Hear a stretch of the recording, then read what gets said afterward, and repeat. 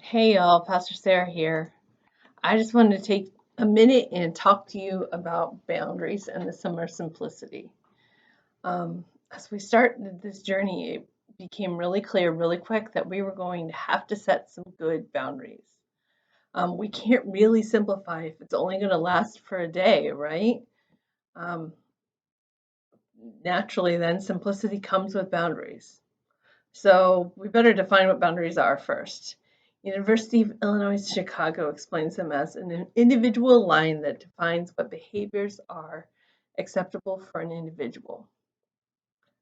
So for me, that fits into when to say yes and when to say no. Um, Boundaries help us to stay safe. They make us help us make good choices and in general be healthy. So as we began this summer simplicity, if you decided to clean out a closet, and you chose not to fill it back up with unnecessary stuff again and again, you just set a boundary. Way to go. If you think about it, we live by boundaries all the time, right? We stay on the right side of the road.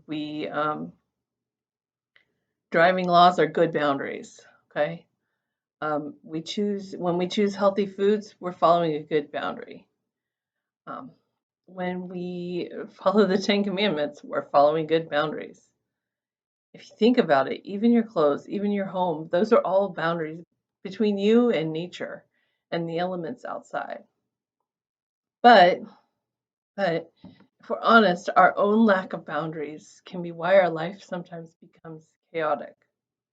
Sometimes we allow others to step on us. We allow them to take advantage or take control, or just in the name of dodging conflict.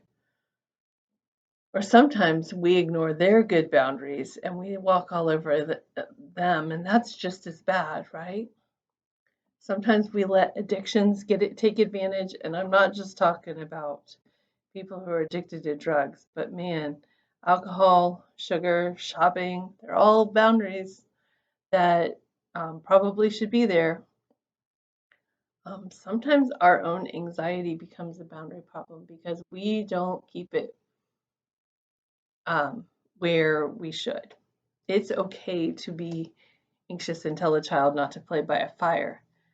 It's um, not okay to keep them locked away inside so that they can never approach anything that's dangerous. There's just different things that are healthy boundaries, right? What's a healthy boundary look like?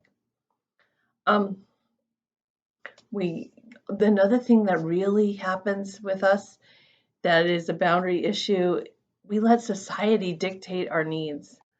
I do not need the biggest house on the block. I do not need, I hate to say this and I might make a couple enemies here, but my lawn doesn't have to be perfectly mowed every day of the week. It will be okay. Boundaries, you know, when we let things dictate us to the point of um, problems, it can lead to chaos in our lives, right? It can lead to us being so focused on all these other things, we lose focus on God. And that is what our summer is about, right? It's staying focused on God. So, good boundaries create limits that bring us and those around us to health. They can be emotional boundaries. I'm not going to let someone else dictate how I feel. That takes me back to sticks and stones can break my bones, but words can never hurt me. It's not always true. Sometimes words do hurt us, but we can choose to cling on to that or we can choose to deal with it and then move on. There's also physical boundaries. When a little kid wants a hug or doesn't want a hug, that's a huge physical boundary for them. It's good. And some physical boundaries can look like, okay, I love you. I don't need to hang out with you every day. That's a great physical boundary. Um, some boundaries have to do with things. They don't even have to do with a person. So I was obsessed with garage sales. I'm telling you, like I could spend all 8 hours on my Sabbath day running around to garage sales here and there and everywhere, trying to get the best deal. I probably spent more on gas than I ever got in a good deal. And so for me, a boundary that I set this summer is 0 garage sales. So I could get that back under control. I don't know so do you see what I mean? Where things became a bigger deal than they needed to be in my life. Um, or maybe I have a friend that always posts every time she buys a Louis Vuitton bag. They send her a new ad for a new one in a different color that she really feels like she needs. And she posts it just because she's setting some boundaries around buying it and she wants the extra accountability. So when you're setting boundaries, accountability partners are fabulous things to have. Plus, they can give you the strength, right? You need a safe place, especially when those boundaries deal with other people and how much time you spend with them or what you do in other places. It's good to have somebody that has your back and help you feel strong in that moment. Boundaries. All right. And then they can also be personal.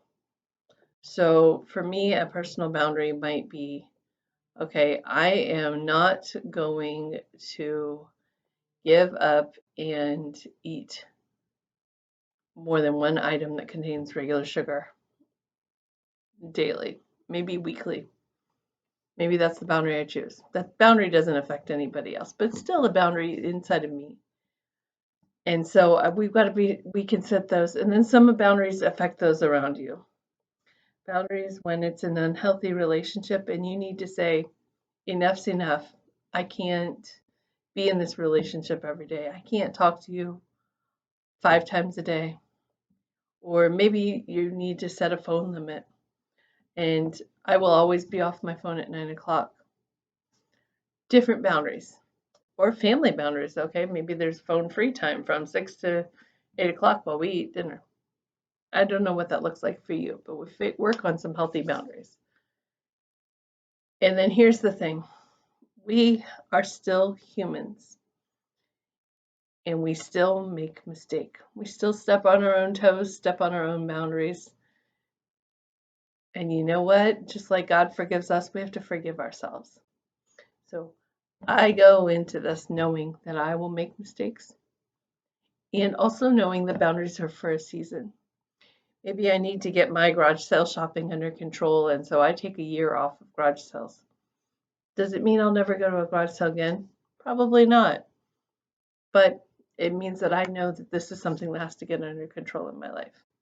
Now, if I am dealing with a problem where I am consuming too much alcohol and it has become an issue in my life in a bigger picture, I know I can probably never take another drink again because it is a larger boundary issue and it is also a chemical dependency. There's a difference. So forgiving ourselves, understanding what's going on, and taking healthy steps.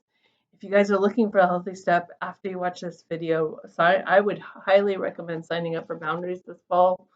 We're going to work through this class together, and it is going to be a beautiful journey and of hope, forgiveness, and yeah, figuring out how to do this simplicity thing together. My friends, I'm praying for you. I love you. I hope you have a great day. Bye.